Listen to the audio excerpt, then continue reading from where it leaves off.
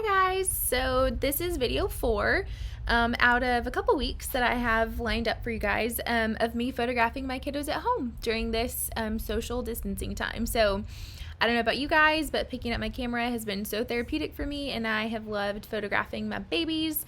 I'm a photographer myself. I'm a mother to 2, and my husband is an ICU nurse. And so some days I have a lot of time, and like today when my husband's off, and other days I am just playing with my babies. My business is slowed down right now. I'm primarily a wedding photographer, so I'm kind of on pause right now. And so I just love photographing my kids, and we're also about to move, and so this house, I just want to take pictures of everything. So this video today is going to be Luke playing with Play-Doh, and it's in a different part of our kitchen. It's closer to the windows, so the light is a lot more plentiful. You can see how it'll photograph different from where I photographed him baking brownies and Luke and Aubrey taking a bath. So if this is your first video to watch, I would encourage you to go back to the first, second, and third. They're all short, and so you can go through and see. I wanted you to kind of get a feel for like what in my house affects my decision making, my camera settings, and my positioning of where I'm going to be. Sometimes something cute is happening and I'm just going to take it right there. It's okay if like they're grainy or there's stuff in the background. I just want that moment. And sometimes I might curate it and make sure that I'm at an angle to where the light's going to be better. So like in this case, I did kind of curate it. I had Luke sit in the chair that would have the light coming on to him versus sitting across the table in the opposite direction.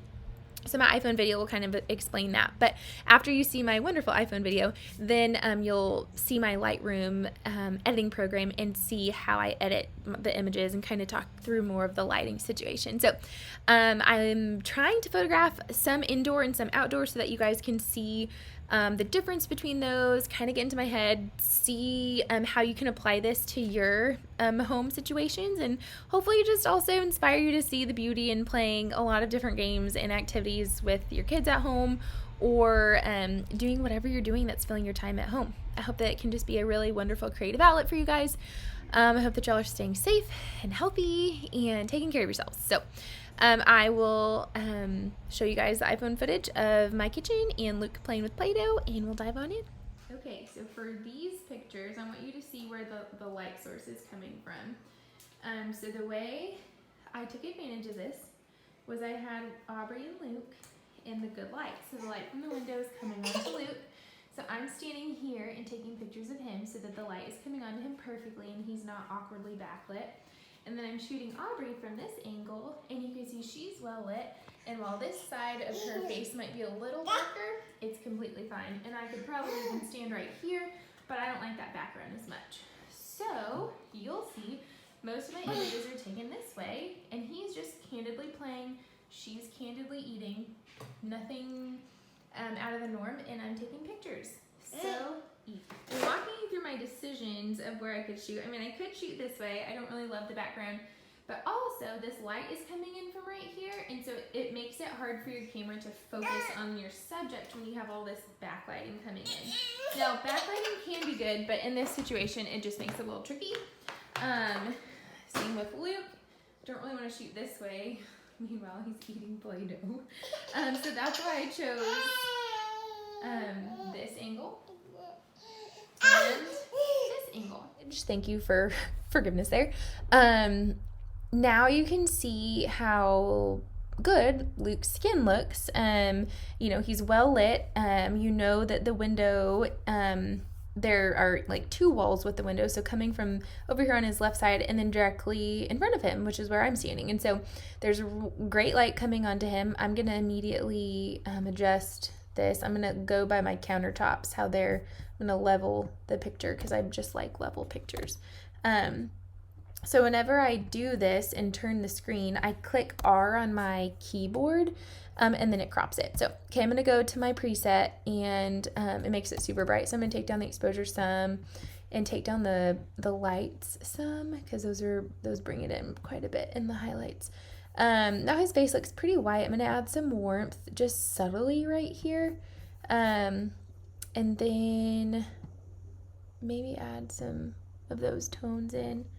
I might take down that one more time. Actually, no, I don't want to see, I have to kind of play around with it to get where I want it. I might take down some of the whites just a little bit too again. So anyway, once I get this where I want it, I will sync it to all the rest of the images because they're going to be very similar. So I'm going to sync to these and then go through.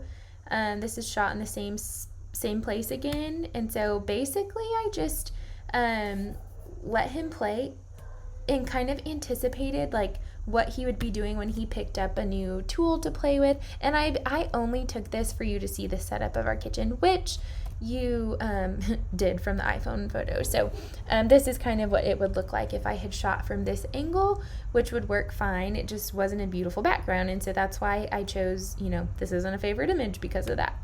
Instead, I liked this perspective because I like the background being our kitchen more than I do like it being our messy living room, even though our kitchen is messy. And then when I shot Aubrey, I chose this as the background, and you would have never known that there was a trash can off to the side that was not beautiful. So just kind of keep in mind what is in the background when you're shooting, because you could very easily adjust it. And you can tell that the light is coming from this side more than versus this side, but it kind of adds dimension to her sweet little face. And so I don't, it looks good. I like it. And I just like a clean background. And so I kind of got up and get creative to like kind of tell the story of what's happening. And so, I was down with this perspective on eye level with him. I was kind of squatted down to try to beat eye level. And then in this perspective, I was on my tiptoes kind of shooting down to get kind of just a little more creative composition here. And then keep going. I came over to this side and shot a little bit and got a little bit of a different angle. Then again, I shot down, and I think I told him, hey, open up your oven and put some Play-Doh in it, and he calls this little cardboard thing his oven. And so that was kind of a prompt that I gave him while he was playing. But again, I don't have my camera the whole time that he's playing. I also interact and play with him too. But sometimes if I want a specific shot, because I've seen that he's done something cute and I missed it, then I'll kind of like prompt him to do something again. But he kind of feels like he's playing, or I'm playing with him, so that it's strategic, so that he knows, she's wanting me to pose for a picture, because usually it doesn't happen that way. So if you can kind of trick them to think that they're playing with you. Now, I only took this picture because I knew I wasn't going to use it, but I wanted to just show you how it's just bad light. So when the light source is over here on this side, it's just not, it was hard to focus on her eyes because the light was over here kind of bright, and it's not beautiful. I mean, I could make it, bright, and I could have changed this, take the shadows out, and blah, blah, blah, and make it usable because she's cute, but just showing you it's like not the best, not the most ideal. And then I got down at another different angle, kind of cut off part of his head, had a little bit different composition. Same here, I had some foreground, meaning like these toys up here in the front are out of focus, they're blurred bokeh, and then I had my toggle focus and my camera focusing on the Play-Doh, and then up here it's out of focus again too. So just kind of fun and creative, get your mind thinking, because when you're looking through your viewfinder, you have those little toggle focus points, and you can move those around with your fingers, move them around and tell them what to focus on, or you can hold down halfway with your shutter or do back button focusing depending on what you do. That might sound totally over your head, so taking the capture course would make that a little more helpful, but that is a little more high level concept there. And so what I have my shutter do is when I push halfway down on my shutter, it locks in focus, and then I can focus and recompose. Again, that's a little higher level thinking for these videos, but I thought this was just cute because he's just Luke. And then, I just love this. This was like last week. I can't remember exactly what he was giggling at, but I sure got him going, and it's usually hard to get him to have like a real genuine smile these days, and so when I can find something that makes him laugh, I love it. So I love this photo.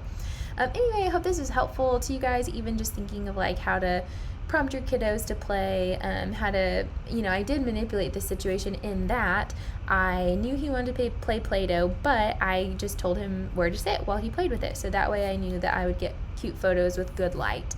But again, sometimes candid moments are happening and you don't have that ability to do that, but in this moment I did. So Anyway, I hope it's helpful. I love connecting with you guys. It literally makes my day when I know that these videos are helpful to you. It's just truly a bright spot in my day. So I love feeling helpful. It just is kind of bringing me strength in life these days. And so I love getting to share, and I hope that you all are well, and can't wait to share more with you next time.